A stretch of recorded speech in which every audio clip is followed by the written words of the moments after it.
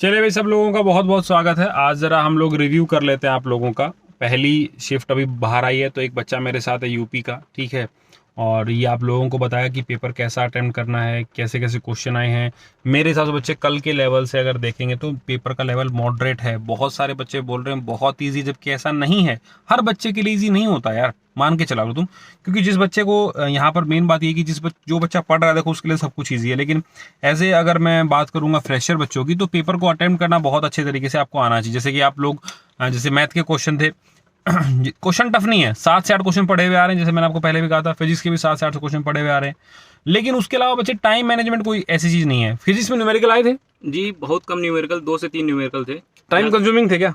नहीं, time consuming भी नहीं थे, बस फार्मूला बेस्ड थे। एक बार अगर जैसे फार्मूला अगर आपको मालूम है तो तुरंत ही हो जाएगा। अच्छा। और नहीं मालूम है तो टाइम लगेगा फिर उसमें। मैथ के बारे में बताओ। मैथ में बस टाइम लग जाता है, क्योंकि मैथ में अगर आपने जैसे क्वेश्चन बिल्कुल आपको एक एक्यूरेट मालूम नहीं है, तो आप उसमें टाइम वेस्ट करना मतलब बिल्कुल ही जायज है ही नहीं है आपका। आपको टाइम उसमें लगाना ही नहीं है। आपको जो क्वेश्चन आते हैं उतने पहले आप कर लीजिए, उसके बाद अगर वक्त बचता है तो आप दूसरे वाले क्वेश्चन कीजिए। मैथ में देखो टाइम का प्रॉब्लम रहता है, बाकी इंग्लिश, फिजिक्स, किसी में टाइम का कोई फाउंडेशन, कोई प्रॉब्लम नहीं है।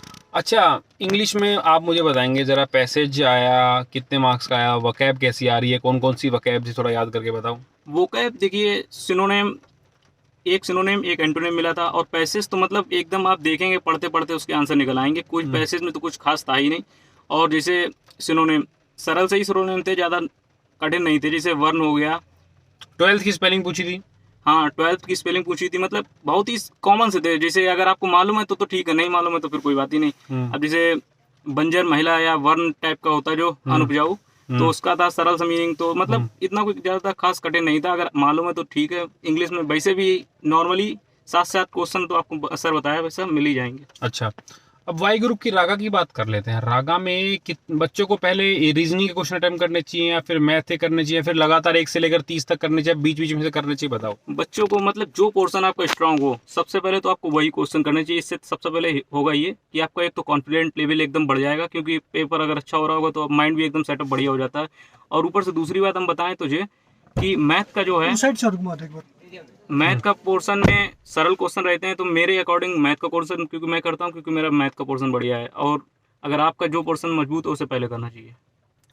तो भाई ओवरऑल पेपर रिमेन सेम, ठीक है। हाँ, वाई ग्रुप का कल से लेवल ठीक था आज का, ठीक है ना। क्योंकि बहुत सारे लोगों को जीके जो थी पढ़ी भी आई, जैसे मलेशिया कैपिटल पूछी गई थी, बहुत सारी बातें जो मैं शेयर करूंगा बच्चे। और आप लोगों से भी रिक्वेस्ट है कि कमेंट सेक्शन में जो जो क्वेश्चन आपको याद है वो प्लीज़ जरा शेयर करें, ताकि हम औरों की भी हेल्प कर पाएँ और बच्चों तक पहुँच पाए। हालांकि सेकंड शिफ्ट वालों को घबराने की जरूरत नहीं है भाई। अब तुम देख लो, इस भाई ने ये फुल बाजू की शर्ट पहन के आया तो इसने बनियान में पेपर दिया है ठीक है ना। तो तुम लोग अपने रूल्स को फॉलो कर लो, जूते वगैरह अलाउड नहीं है ना जी। रूल में क्या, एक तो आपको अंदर का माहौल बताओ यार, क्या स्ट्रिक्टनेस नहीं है? बच्चे बोल रहे हैं कि हर जगह ही पर्चे फिर रहे हैं, क्या नहीं, स्ट्रिक्टनेस एकदम बहुत ज्यादा है, कोई दिक्कत वाली बात नहीं है। बस आपको रूल पूरे फॉलो करने हैं। देख तो एक तो मैं टी शर्ट आज पहन के नहीं आया था, सबसे बड़ी गलती मैंने यही करी। तो आपको टी शर्ट पहन के आनी है, शूज तो पहन के आने ही नहीं है। 2 फोटो प्लस अब जो एडमिट कार्ड की कॉपी मतलब एक लेके आनी है। और उसके साथ में जो सेल्फ डिस्क्रिप्शन वाला फॉर्म होता है वो भर के लेके आने हैं। और थर्ड एक होता है नो रिस्क सर्टिफिकेट, वो नो रिस्क सर्टिफिकेट वाला भी भर के लेके, मतलब वो वहीं पे भरवाएंगे। आपको अपनी तरफ से कुछ ज्यादा करना नहीं है। 2 फोटो कंपलसरी है, वो लेके आना है। अगर एडमिट कार्ड में बाई मिस्टेक कोई मिस्टेक हो जाती है तो आपको ओरिजिनल डॉक्यूमेंट जो हाई स्कूल या इंटर की मार्कशीट के हैं वो लेके आएंगे, तो आपको पेपर देने में कोई कठिनाई नहीं होगी। भाई बहुत सारे लोगों के आधार कार्ड में नाम कुछ और होता है, ठीक है, वहाँ पे कुछ नाम, तो उसके लिए सेकंड आईडी प्रूफ होना चाहिए। ठीक है सर, आप लोगों का स्वागत है डिफेंस गुरुजी में। फेज 2 के लिए मुलाकात करेंगे आपसे। ठीक है भाई, thank you so much sir, congratulation for your exam, और मिलेंगे फिर जल्दी। थैंक यू भाई।